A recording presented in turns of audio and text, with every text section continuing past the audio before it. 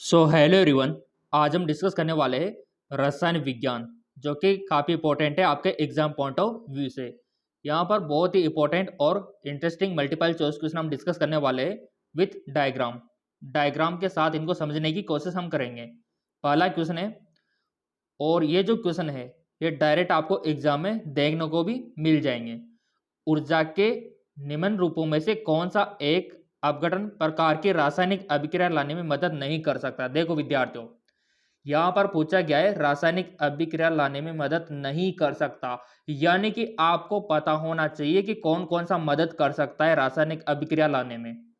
ठीक है, तीन ऐसे ऑप्शन है जो रासायनिक अभिक्रिया लाने में मदद करते हैं, जबकि एक ऐसा ऑप्शन है जो रासायनिक अभिक्रिया लाने में मदद नहीं करता। तो वो आपको बताना है।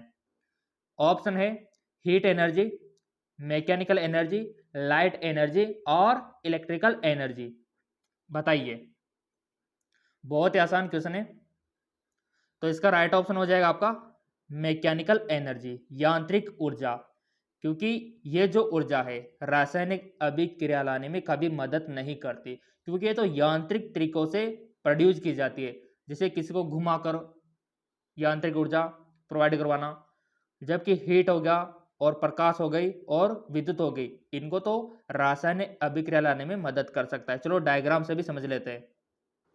जैसा कि आपको पता होना चाहिए, काफ़ी सारी टाइप की एनर्जीज होती है, जैसे थर्मल एनर्जी हो गई, ठीक है, light energy, chemical energy, nuclear energy, electrical हो गई, ठीक है, ग्रेविटी भी एक एनर्जी है, ठीक है, और ये लास्ट में मैकेनिकल एनर्जी, यानी कि किसी को ऐसे यांत्रिक तरीके से प्रोड्यूस करना। तो इनमें से आपने देखा होगा कि जो लाइट एनर्जी हो गई, जो आपकी थर्मल हो गई, ठीक है, और यहाँ पर केमिकल हो गई, इनको तो लाया जा सकता है केमिकल फॉर्म में। तो ये कुछ टाइप होते हैं आपके एनर्जी के फिजिक्स में, जो कि आपको पता होना चाहिए, जैसा कि यहाँ पर आप देख पा रहे होंगे। तो मैकेनिकल एनर्जी को रासायनिक में नहीं लाया जा सकता। चलो बढ़ते आगे की ओर। इसीलिए राइट ऑप्शन यांत्रिक ऊर्जा। अगला, निम्न में से कौन सी क्रिया अनैच्छिक क्रिया नहीं है। यानी कि यहां पर आपको पता होना चाहिए कि कौन कौन सी जो क्रिया है वो अनैच्छिक है, यानी कि रिफ्लेक्स है, जो ऑटोमेटिक होती है। तीन तो है ऑटोमेटिक होने वाली, और एक है जो ऑटोमेटिक नहीं होती है, वो हमारे कंट्रोल में होती है। वो ऑप्शन आपको चुनना है। बताइए, ऑप्शन आपके सामने। घुटनों में झटका यानी कि कनी जर्क, कासना, निगलना, या फिर चमकती रोशनी में आंखों का बंद होना। कौन सी अनैच्छिक क्रिया नहीं है? Not a reflex action.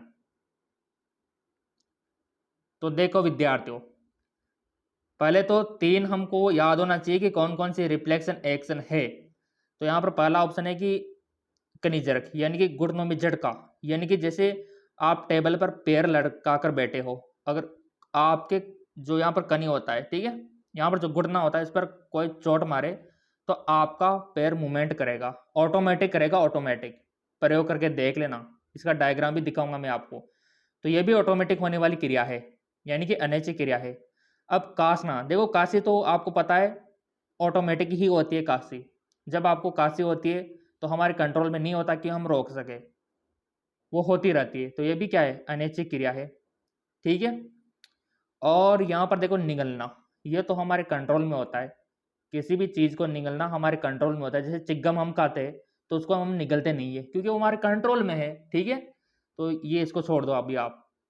अगला है रोशनी में आंखों का बंद होना।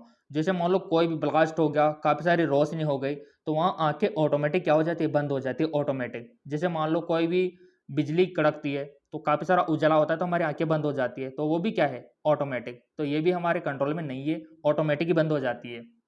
हमारे कंट्रोल में क्या है? निगलना। क्या है? निगलना। तो यहाँ पर भी क्या पूछा है? अनैच्छिक क्रिया नहीं है। तो ये वाली क्या है? ऐच्छिक क्रिया है, ये अनैच्छिक क्रिया नहीं है। तो यही हो गया हमारा राइट ऑप्शन। ऐसे आपको आंसर करना होता है और ऐसे आप टॉप बनते हो, ठीक है। तो यहाँ पर ये हमारा राइट ऑप्शन होगा, सॉल्विंग। अब यहाँ पर आप सोच रहे हो सर ये कनिजर्क क्या होता है? ये ऑप्शन दे रखा ना, घुटनों में झटका। चलो इसको देख लेते हैं। सो यहाँ पर कनी जर्क होता है इस प्रकार का, जैसे टेबल पे पैर लटका के ऐसे बैठे हो और यहाँ पर कोई चोट मारे तो ये हमारा पैर ऑटोमेटिक इधर आता है, इसको बोलते हैं कनी जर्क। इधर देखो आप, ये प्रयोग घर पे भी कर लेना। पैर लटका के बैठना और यहाँ पर किसी से बोलना कि चोट मारे, ठीक है, तो ऑटोमेटिक हमारा पैर इधर जाएगा। तो ये भी क्या है, अनैच्छिक क्रिया में आता है, ये हमारे कंट्रोल में नहीं है। सो यहाँ पर ये भी हमारे कंट्रोल में नहीं है, ये भी नहीं है और ये भी नहीं है, ये है हमारे कंट्रोल में। तो ये हमारी अनैच्छिक क्रिया नहीं है, ये हमारा राइट ऑप्शन। चलो अगला है, निम्न में से कौन सा एक सबसे क्षारीय ऑक्साइड है, सबसे ज्यादा क्षारीय ऑक्साइड आपको बताना है। Which of the flowing most basic oxide, MgO, SO2, Al2O3, Na2O। पता है ना आपको, आवर्त सारणी में ऊपर से नीचे जाने पर, दाएं से बाएं जाने पर सारे गुण का क्या होता है, अगर पता है तो आप बता भी दोगे। तो इसका राइट ऑप्शन हो जाएगा आपका ऑप्शन डी, Na2O। ठीक है, सबसे ज्यादा क्षारीय है। यह आपको पता होना चाहिए कि आपका जो बेसिक ऑक्साइड होते हैं वो होता है Na2O, ठीक है, और जो एम्फोटेरिक होता है वो होता है Al2O3। ये एम्फोटेरिक होता है, आपका याद रखना क्या होता है एम्फोटेरिक, उभयधर्मी, ठीक है। और ये होता है एसिडिक, P2O5, ये एसिडिक होता है। और SiO2 क्या होता है, वीक एसिड होता है। तो कुछ इन्फॉर्मेशन है जो आपको पता होना चाहिए, और चैनल सब्सक्राइब कर रखा है तो इसका मतलब आपको हर एक अपडेट यहाँ पर मिलेगी, ठीक है। तो अगला है यहाँ पर जो राइट ऑप्शन है वो क्या होगा, बेसिक है तो हमारा Na2O, इसीलिए right option is Na2O, most basic. अगला आता है आपका,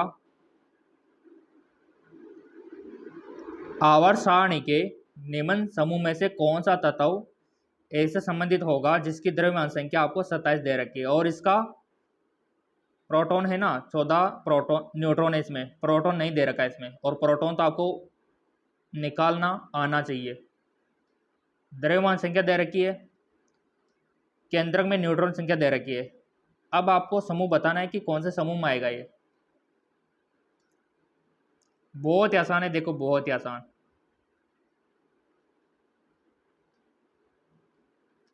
कर लिया होगा आपने, ठीक है। देखो अब यहाँ पर प्रोटॉन की संख्या दे रखी है तो न्यूट्रॉन की संख्या हमको निकालना आना चाहिए। न्यूट्रॉन की दे रखी है, प्रोटॉन की हमको निकालना है, ठीक है।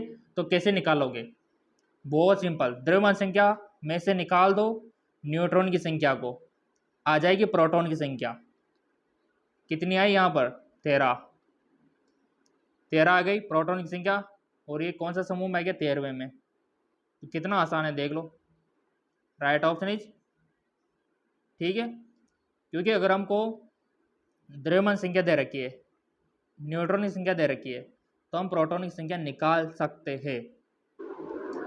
इसीलिए यहाँ पर 13 हमारा सही है। देखो आप इधर देखो, proton are Z-N is 13। Clear, चलो बढ़ते आगे की ओर। सो बेसिक है, थोड़ा सा दिमाग लगाना है आपको बस। अब यहाँ पर है,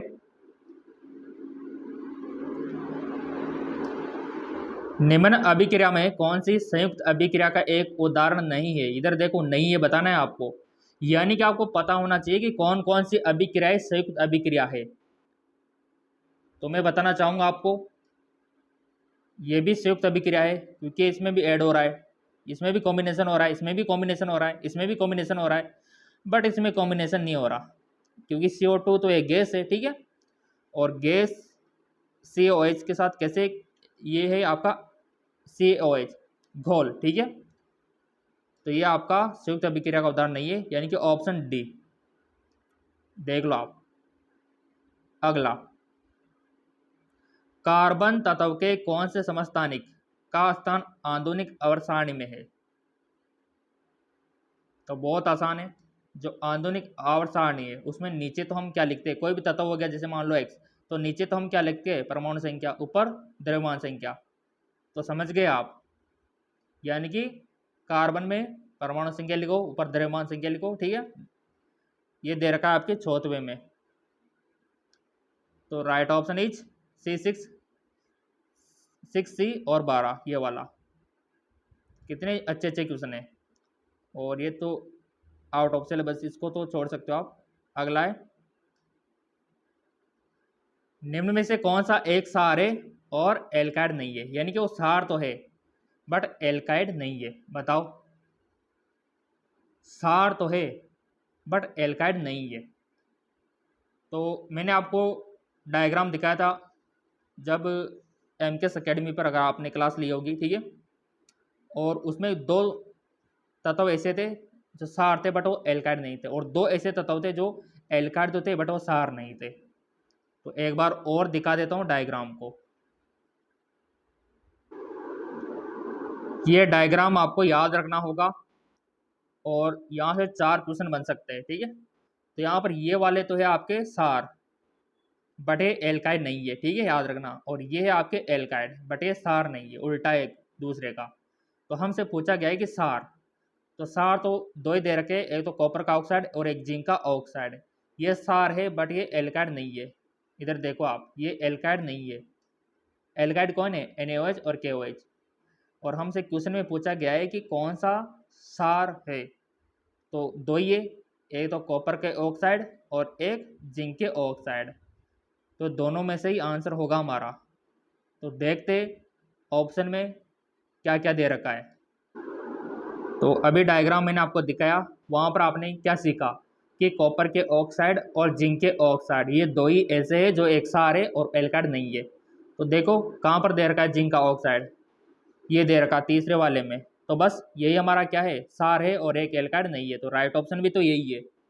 ऐसे आपको समझना होता है। अगर मान लो एग्जाम में ये नहीं दे रखा है, अगर CO दे रखा है तो वो वाला सही है फिर, ठीक है। तो ये दो याद रखना है आपको, जो आपके क्षार है और एल्काइड नहीं है। चलिए, अब आप बोलेंगे सर ये डायग्राम कहाँ मिलेगा? ये मिलेगा आपको टेलीग्राम पर। टेलीग्राम का लिंक नीचे डिस्क्रिप्शन में है, सही। अगला क्वेश्चन है, प्लेटिनियम धातु को विघटित करने के लिए निम्न में से कौन से एक तरल पदार्थ का उपयोग किया जाता है? बताओ, which of the flowing liquid use dissolve platinum? Option है फीमिंग नाइट्रिक अम्ल, या फिर एक्वारेजिया, या फिर सांद्रिक सल्फ्यूरिक अम्ल, या फिर आपका सांद्रिक हाइड्रोक्लोरिक अम्ल। बताइए विद्यार्थियों। तो इसका राइट ऑप्शन हो जाएगा आपका एक्वारेजिया, यानी कि अमलराज। और अमलराज से ही क्या होता है, प्लेटिनियम हो गया, सोना हो गया, जो कीमती धातु है इनको डिजोल्व किया जाता है। अब आपको पता होना चाहिए अमलराज क्या होता है, अमलराज के बारे में जानना जरूरी है। तो अमलराज, चलो मैं आपको दिखाता हूँ क्या होता है। ये होता है आपका एक्वारेजिया, यानी कि अमलराज। किस किस से मिलकर बना होता है? 1 तो HCl का और 3 HNO3 का। ये आपने पढ़ा भी होगा, 1 HCl का और 3 HNO3 इज कॉल्ड एक्वारेजिया। इधर देखो आप, एक्वारेजिया 1:HCl 3:N HNO3, ठीक है।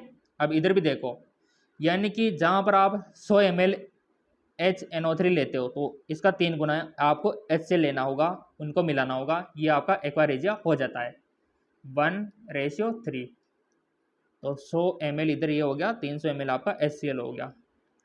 और यही है वो जिसमें सोने को और प्लेटिनियम को डिजोल्व किया जाता है। तो ऐसे आपको पता होना चाहिए। क्लियर? बढ़ते आगे की ओर। तो यहाँ पर भी राइट ऑप्शन वही है, एक्वारेजिया, अमलराज। अगला, प्रोपेन का अगला उच्च सजात पहचाने जो एक साकेत श्रृंखला एल्केन है। नॉर्मल ब्यूटेन, आइसोपेंटेन, नियोपेंटेन, या फिर आइसोब्यूटेन। प्रोपेन का अगला आपको पहचानना है। तो यहाँ पर देखो, क्वेश्चन को समझो। प्रोपेन का अगला होना चाहिए, ठीक है, और साकेत होना चाहिए। तो बहुत आसान है। प्रोपेन का अगला हो गया आपका ब्यूटेन, ठीक है। और साकेत की बात करें तो आइसो वाले में साकेत ज़्यादा होता है, तो आइसो ब्यूटेन हो जाएगा हमारा राइट ऑप्शन, क्योंकि साकेत की बात यहाँ पर कही गई है। तो साकेत तो आइसो वाले होते हैं। चलो मैं दिखा देता हूँ आपको। इधर देखो आप, आइसोब्यूटेन देखो आप कितना ज़्यादा साकित है, जबकि नॉर्मल ब्यूटेन तो कुछ भी नहीं है साकित, जबकि आइसोब्यूटेन बहुत ज़्यादा ब्रांचेज है। यहाँ पर कितनी ज़्यादा ब्रांचें निकली हुई है, तो इसीलिए हमारा राइट ऑप्शन आइसोब्यूटेन होगा। आई होप आपको समझ में आया होगा, क्योंकि क्वेश्चन ने यही पूछा है प्रोपेन से उच्च होना चाहिए और साकित होना चाहिए। ठीक है, तो आइसोब्यूटेन। अगला, निम्नलिखित ऑक्साइडों में से उभयधर्मी ऑक्साइड आपको बताना है। एम्फोटेरिक, और मैंने आपको बताया भी था कि अम्लीय ऑक्साइड क्या होते हैं, क्षारीय ऑक्साइड क्या होता है, और एक होता है उभयधर्मी ऑक्साइड। तो आपसे पूछा उभयधर्मी के बारे में, तो कम से कम आपको 3 से 4 एग्जाम्पल पता है ना, तो भी आप कर दोगे एग्जाम में। तो उभयधर्मी में आता है आपका Al2O3, जो ये दे रखा, तो राइट ऑप्शन भी यही होगा हमारा Al2O3। और इसका डायग्राम भी दिखा देता हूँ, जिसमें आपको क्षारीय, अम्लीय और एम्फोटेरिक यानी कि उभयधर्मी तीनों एक साथ अच्छे से समझाए हुए हैं। यहाँ पर देखो आप, ये ऑक्साइड के टाइप, ठीक है, दो होते हैं, एक तो मेटालिक होता है और एक नॉन मेटालिक होता है। तो मेटालिक में तो आता है आपका बेसिक ऑक्साइड और एम्फोटेरिक, और नॉन मेटालिक में आता है आपका एसिडिक ऑक्साइड और न्यूट्रल ऑक्साइड। तो क्वेश्चन में यूँ भी पूछा जा सकता है आपका कि न्यूट्रल ऑक्साइड कौन कौन से, एसिडिक कौन कौन से, एम्फोटेरिक तो पूछ ही लिया अभी, और बेसिक यानी कि सारे।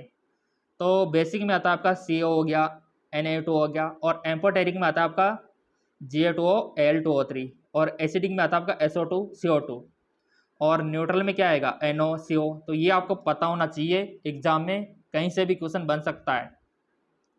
बेसिक ऑक्साइड भी पूछा जा सकता है, एम्फोटेरिक भी पूछा जा सकता है, और एसिडिक ऑक्साइड भी और न्यूट्रल ऑक्साइड भी आपसे पूछा जा सकता है। ये डायग्राम पता होना चाहिए आपको। और ये तो हमारे टेलीग्राम पर सेंड कर देंगे, टेलीग्राम को फॉलो कर लेना, लिंक नीचे दे रखा है। तो बहुत इंपॉर्टेंट है ये चार्ट, बस ये चार्ट याद रख लो आप, और सारे एग्जाम्पल नीचे दे रखे, ये यहाँ से पूछा जाएगा आपसे। ठीक है, आपको समझ में आया होगा। चलो बढ़ते आगे की ओर। Right option is Al2O3। अगला है आपका, कपड़ा उद्योग में सूती और लिनन कपड़ों को वृंजित करने के लिए उपयोग किए जाने वाला यौगिक पहचानो आप। ये तो आपने छोटी कक्षा में पढ़ा होगा, 10वीं में। बता दो कि कपड़ों को किससे वृंजित किया जाता है, याद आया कुछ? चलिए, तो कपड़ों को वृंजित करने के लिए उपयोग में लाया जाता है आपका विरंजक चूर्ण। क्या? विरंजक चूर्ण। विरंजक चूर्ण का दूसरा नाम ब्लीचिंग पाउडर। ब्लीचिंग पाउडर बोलो या विरंजक चूर्ण बोलो, एक ही बात है। अब इसका सूत्र आपको बताना है। क्या होता है विरंजक चूर्ण का, ब्लीचिंग पाउडर का सूत्र? वो होता है CaOCl2। तो यहाँ पर राइट ऑप्शन हो जाएगा आपका ये रहा, ये होता है आपका। और काफ़ी सारों तो देखा भी होगा विरंजक चूर्ण को, ब्लीचिंग पाउडर मार्केट में मिलता है, आप भी ला सकते हो और कपड़ों को क्या कर सकते हो, विरंजित कर सकते हो। चलो मैं दिखाता हूँ आपको विरंजक चूर्ण। ये होता है आपका ब्लीचिंग पाउडर कहो या फिर विरंजक चूर्ण को, एक ही बात है ना। काफ़ी सारे नाम होते हैं इनके, ब्लीचिंग पाउडर भी वही है और विरंजक चूर्ण भी वही है, और आपका कैल्शियम हाइपोक्लोराइड भी वही है। विरंजक चूर्ण को क्या बोलते हैं? Calcium hypochlorite. देख लो आप, ये इस प्रकार का भी आता है और इस प्रकार का भी आता है पाउडर फॉर्म में, ब्लीचिंग पाउडर के नाम से भी। तो यही होता है, ब्लीचिंग पाउडर भी वही है, विरंजक चूर्ण भी वही है। ठीक है, CaOCl2। अगला क्वेश्चन तो बहुत अच्छा है। साबुन के अणुओं में जल रागी और जल विरागी सिरों की उपस्थिति के कारण वे पानी में भिगोए गए किसी भी पदार्थ पर तेल या मेल के साथ क्या बनाते हैं? मिसेल, मिसाइले, आयनिक लवण, मृत रोगाणु। बहुत आसान है, 10वीं में भी पढ़ा होगा, 12वीं में भी पढ़ा होगा। मिसेल बनाते हैं। क्या बनाते हैं? मिसेल। तो राइट ऑप्शन यही हो जाएगा, मिसेल। और मिसेल कैसी दिखाई देती है, चलो देख लेते। ये देख लो, इस प्रकार से मेल को निकाल लेते खींच के। जो भी आपके कपड़े गंदे होते तो ये इस प्रकार की संरचना बनती है और आपके मेल को खींच लेते हैं इस प्रकार से चारों ओर से, और आपके कपड़े साफ हो जाते हैं। इसमें दो सिरे होते हैं, एक तो होता है हाइड्रोफिलिक सिरा और एक होता है हाइड्रोफोबिक सिरा। ये वाला होता है हाइड्रोफोबिक, ये पानी से डरता है। फोबिक का मतलब क्या होता है? पानी से डरना, ठीक है, इसलिए दूर भाग रहा है ये इस प्रकार की संरचना बनती है काफ़ी सारी, और आपके कपड़े हो जाते हैं एकदम क्लीन, एकदम साफ। किसके कारण? मिसेल के कारण, ठीक है। अगला है आपका सौर ऊर्जा। रेगिस्तान में एटीपी में परिवर्तन होती है। तो यहाँ पर कहने का मतलब है कि जो सौर ऊर्जा है, ठीक है, सौर ऊर्जा किसके द्वारा एटीपी में कन्वर्ट होती है? बताओ। सौर ऊर्जा किसके द्वारा या फिर किस में एटीपी में परिवर्तन होती है? माइटोकॉन्ड्रिया में, क्लोरोप्लास्ट में, राइबोसोम में, गोल्गी काई में। तो देखो विद्यार्थियों, जो सूर्य की ऊर्जा है, और सूर्य की ऊर्जा से भोजन कौन बनाते हैं? पेड़ पौधे।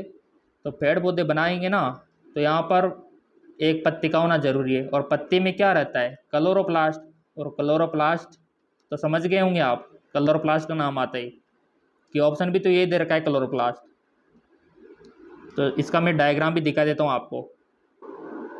ये देखो आप, ये सूर्य का प्रकाश आया, ये यहाँ पर पत्ती में क्या होता है? क्लोरोप्लास्ट होता है, ठीक है, ये पेड़ की पत्तियों में।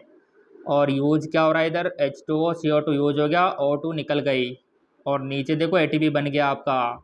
और ये आपका जब उच्च कक्षाओं में जाओगे तो आप केल्विन साइकिल के बारे में पढ़ोगे, तो ये ATP ये रहा। तो कितना आसान है विद्यार्थियों। और जब यहाँ पर आप जो पत्ती है पेड़ की, उसको क्लोरोप्लास्ट देखोगे तो इस प्रकार का होता है क्लोरोप्लास्ट। इस प्रकार की संरचना होती है, स्ट्रोमा होता है, और इसमें देख लो कौन कौन से लेयर होते हैं। स्ट्रोमा होता है आपका, लुमेन होता है, आउटर लेयर होती है, ठीक है। तो ये संरचना भी पता होना चाहिए आपको। ये है आपका क्लोरोप्लास्ट।